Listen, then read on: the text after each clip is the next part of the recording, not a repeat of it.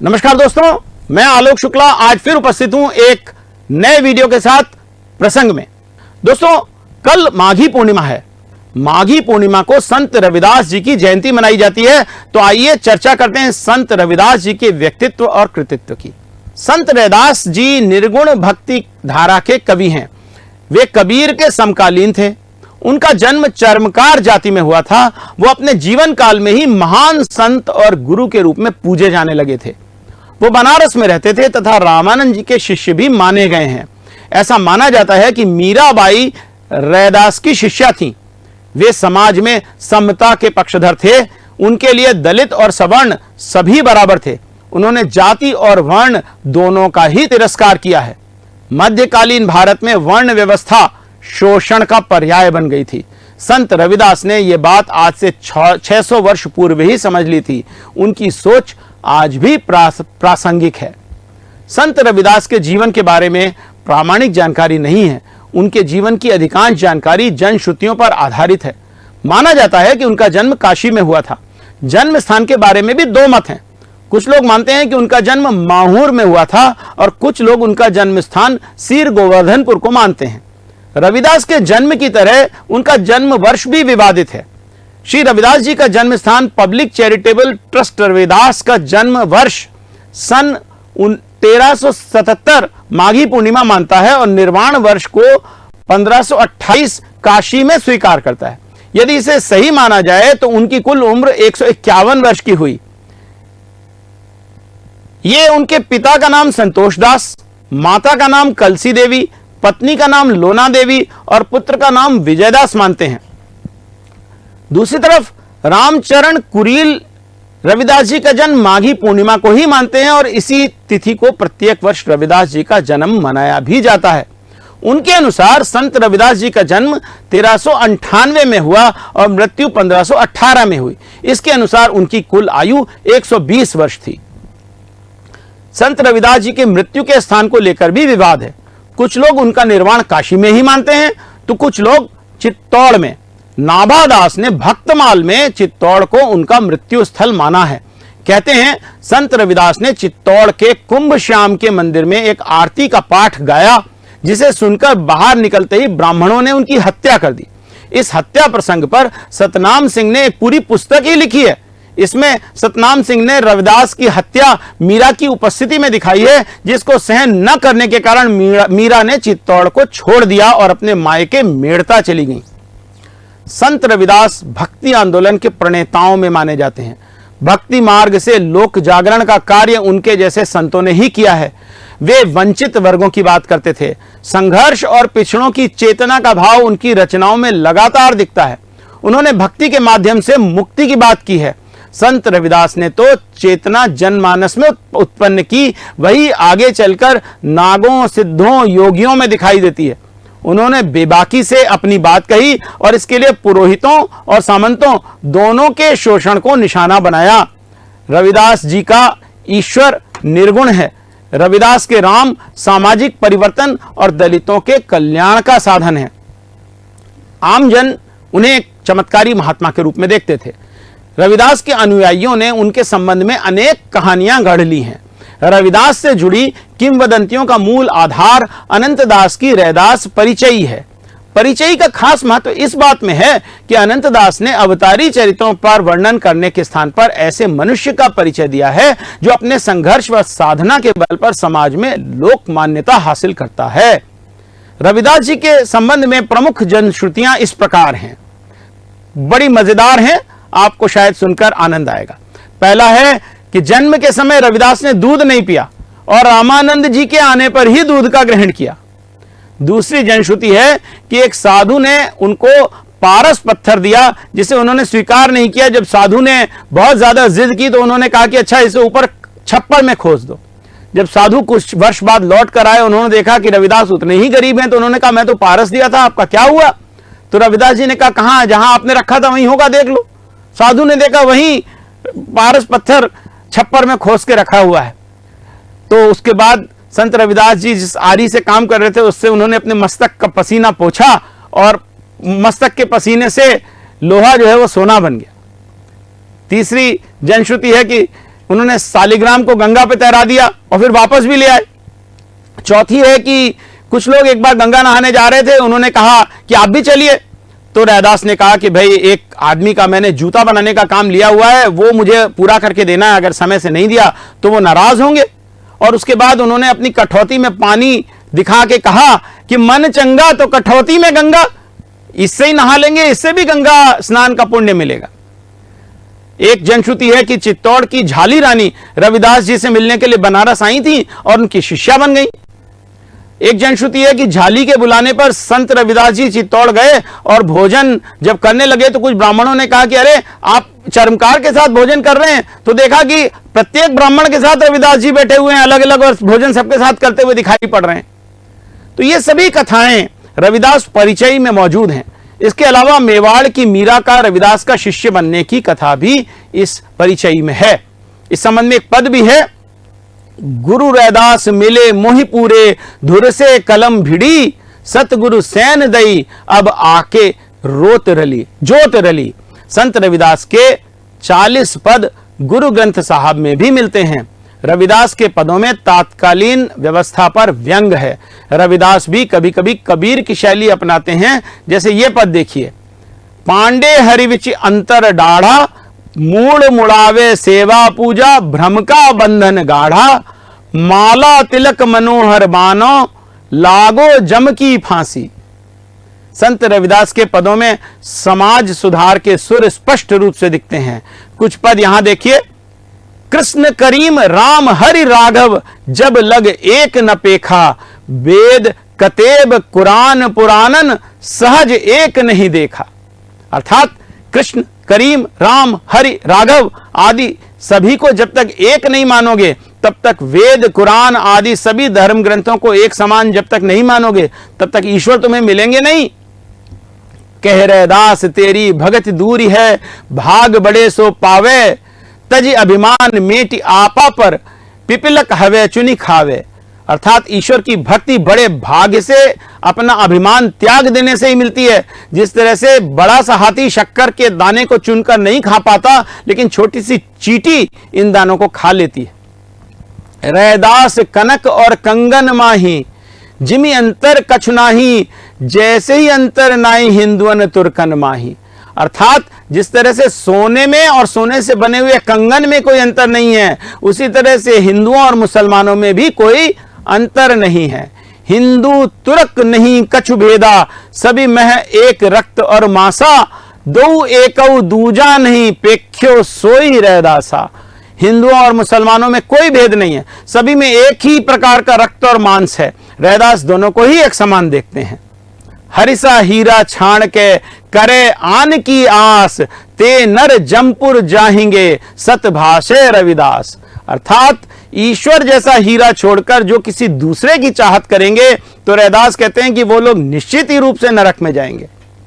वर्णाश्रम अभिमान तजी, पद रज बंद ही जासु, संदेह ग्रंथि खंडन निपन, बान विमुल रैदास की। अर्थात वर्णाश्रम जाति पाति को छोड़कर उनके पैरों की धूल लेगा। रैदास की विमल वाणी उसके सभी संदेहों को समाप्त कर देगी।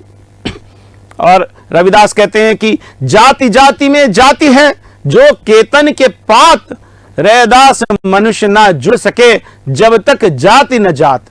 अर्थात जातियों के भीतर और जातियां हैं, जैसे केलों के पत्ते के अंदर पत्ते होते हैं।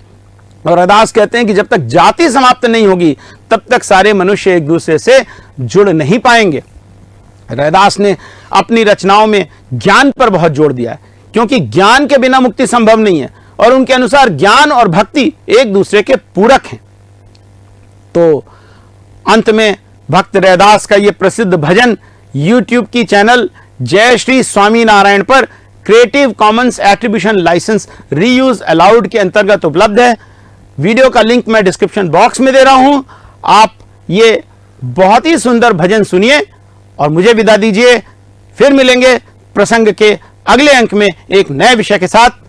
नमस्कार।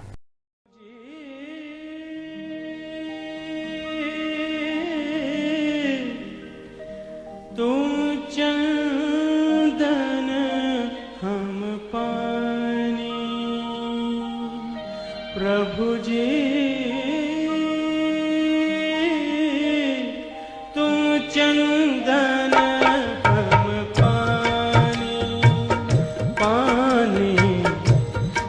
जाके अंग अंग बास समानी, जाके अंग अंग बास समानी। प्रभु जी तुम चंदन हम पानी।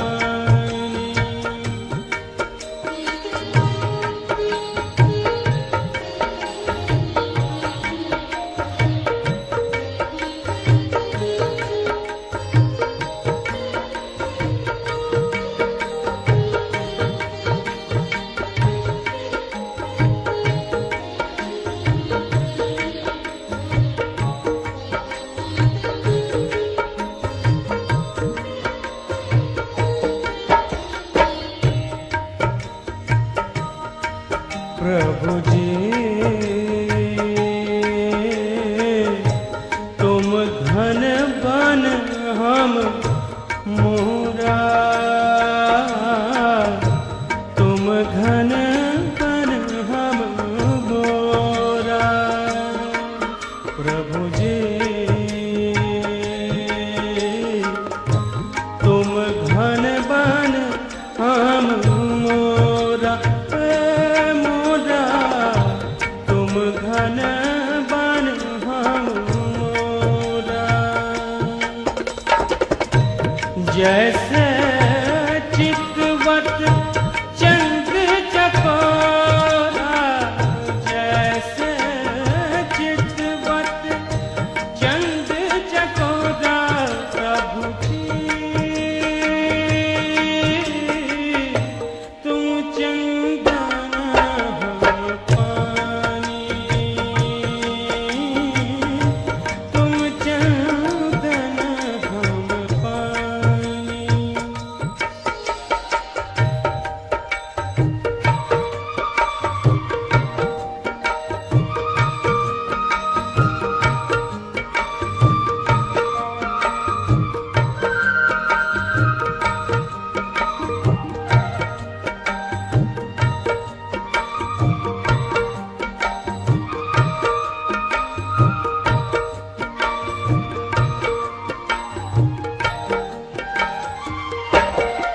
प्रभु जी तुम दीपक हम बाती, तुम दीपक हम बाती। प्रभु जी तुम दीपक हम बाती, तुम दीपक हम बाती। जाकी ज्योत बारह दिन राती, जाकी ज्योत बारह दिन राती। प्रभु जी तुम चंदन हम पानी, पानी। जाके अंग अंग बास समानी, जाके अंग अंग बास समानी। प्रभु जी तुम चंदन हम पानी।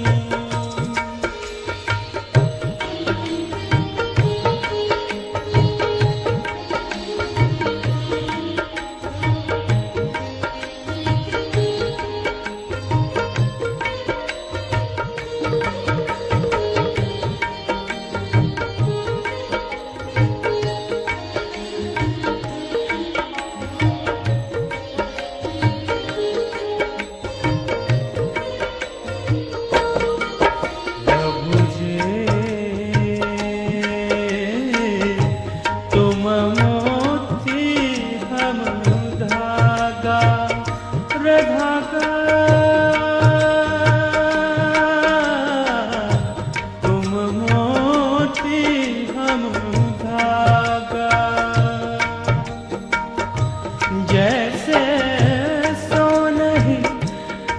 मिलत सुहागा जैसे सोनहि मिलत सुहागा प्रभु जी तुम चंदन हम पानी प्रभु जी तुम चंदन हम पानी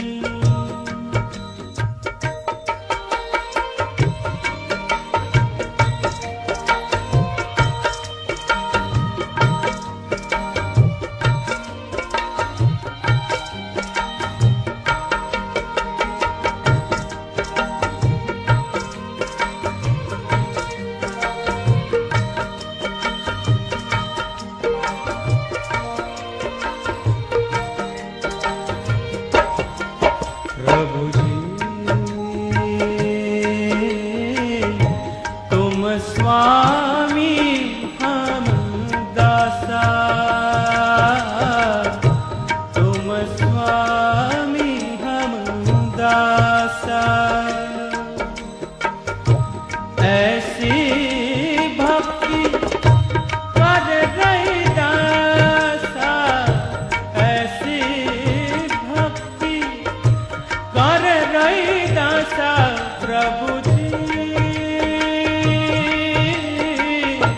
तुम चंदन हम पानी पानी जाके अंग अंग बास समानी जाके अंग अंग बास समानी प्रभु जी